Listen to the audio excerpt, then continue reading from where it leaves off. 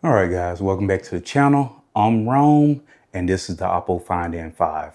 And I've been back on this bad boy for about a week or so, and I decided to jump back over to it because the Find N6 is right around the corner, and I wanted to spend some more time with the device. And what I discovered was I missed it, even with all of its shortcomings when it comes to specs, but actual performance is different. So let's jump over to the overhead and let's get to it.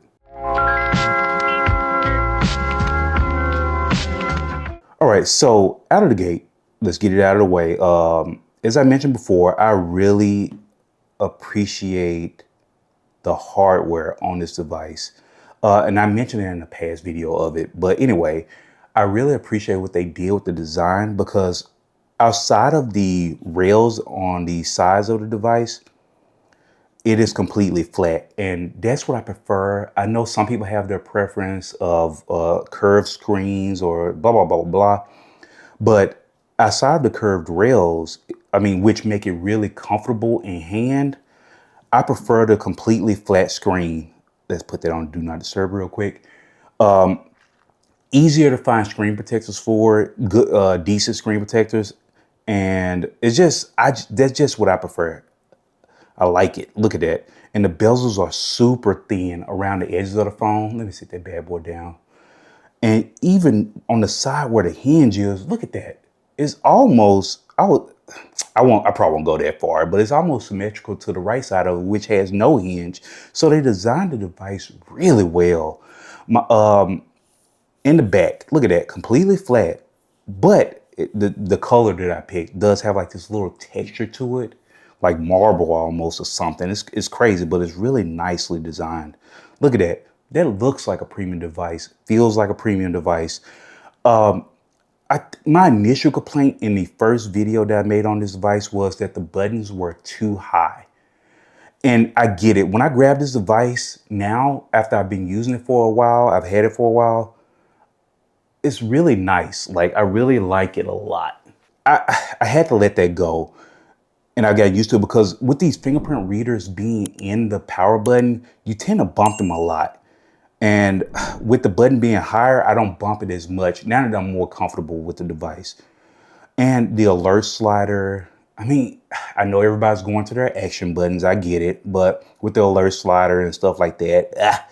But anyway, let's talk about the shortcomings as far as specs go. I keep saying it because the device performs really well, even with these lesser specs compared to the counterparts that were released, like the Honor Magic V5 or the Vivo X Fold 5. It still performs really well. So we'll talk about the battery first, just to get that out of the way. The battery, it comes in at, I want to say 5,600 milliamps. Yeah, 5,600 milliamp hours. But when I'm actually looking at battery performance on this device, I've had 5 hours of screen on time and I'm at 82%. I mean, I'm going to get way more than that. And I've been using this device heavily. I've been doom scrolling. I've used Google Maps, Android Auto, Chrome, just all these things. And there are a bunch of more apps down there. But anyway, the phone performs incredibly well, even with the smaller battery. So I know what everybody throwing around these big numbers like 7,000 milliamp hours and blah, blah, blah. This phone still holds its own. I really enjoy this device. I'm doing this review, and I promise you, after this is over, after I'm talking about this, I'm still going to be driving this device because I enjoy it so much. With the large screen real estate, this is the size of a regular phone. This is my IQ 15 here, full size phone. Look at that. It looks like a full size phone on the outside, and I really love that. Now I know some people hate the tall foldables. Some will want them to be like shorter and wider. And I get that. You know, we all have our thing, but look at that. That's a lot of real estate. And then on top of that, you have Color OS in here. And you can go in and you have all these customization options. Look, you can change your icons. I mean, you have a ton of icon options here. Look at that. you can customize them how you want. And you can go down and download some more, but you have to go into a different menu. But this is just for quick settings. You can go in and customize it even more. And then they just added in, let me see if I can show you on camera. It moves ever so slight. They're not as aggressive as iOS is with the, what are they called now here? The 3D wallpaper. But they have a ton of options in here. Wherever you look at that, I hope you guys can see that on camera. I hope you can see that.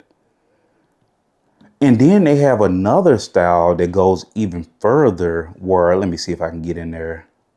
Discard. Let's go into the full screen here. Home screen, lock screen.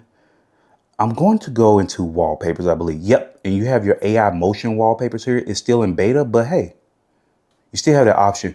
And what it does is it takes a static wallpaper and makes it move.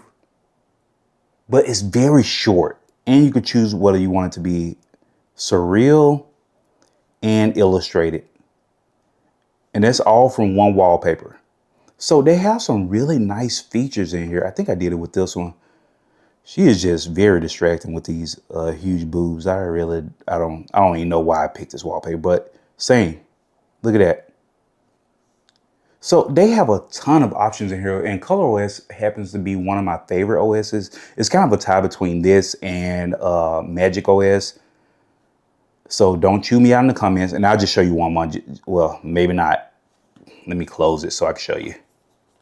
Swipe up, continue. Look at that, realistic, surreal, illustrated.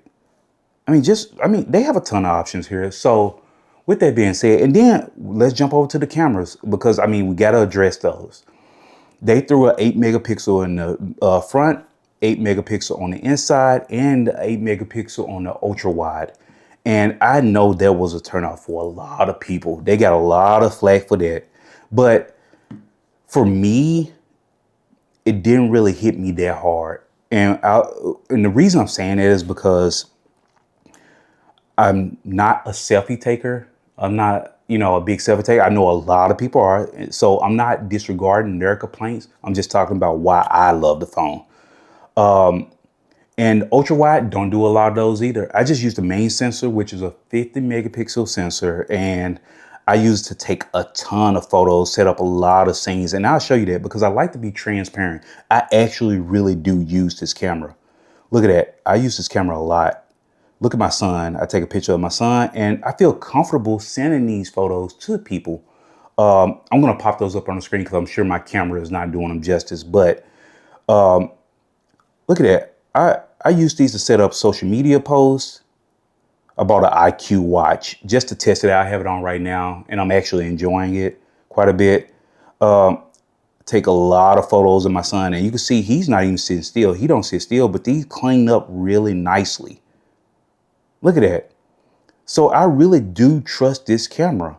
And I even take macro photos sometimes. There was one up here that I took just a moment ago. I mean, it does a really good job. But I understand if you're spending this money, you want much higher specs than what they squeezed into this phone. So I get it. I'm not defending Oppo. I know what they did and I understand why a ton of people didn't, not only did they not pick up the device, but they complained online when they saw the specs. But I think Oppo has the opportunity to come out strong this year because they saw what other OEMs were doing with their foldables and the specs that they were packing into their phones. And I think they have an opportunity to come out strong. Now, I know there are some leaks online. I'm not really a leaker, coverer, YouTuber, but if you guys want me to start covering leaks a little bit more on my channel, I will. But for now, I really want to see what Oppo actually does as opposed to the leaks. So we'll see what comes out of this, but I think they have a really good opportunity to release a great device. They don't even have to change the design itself, just pack it with more higher grade hardware. Just squeeze as much as you can in here. Seize your moment because Oppo has a really good opportunity on their hands. I know the Honor Magic V6 is right around the corner as well. So Oppo they gotta jump on this. All right, this opportunity, they gotta seize it. They gotta seize it. But anyway, I really appreciate you guys tuning into the channel. If you like this content and you want to support the channel, all you gotta do is drop a like and subscribe to the channel. It goes a long way, helps the algorithm and all that good stuff. So anyway, really appreciate you guys tuning in, and I will catch you in the next one. Later.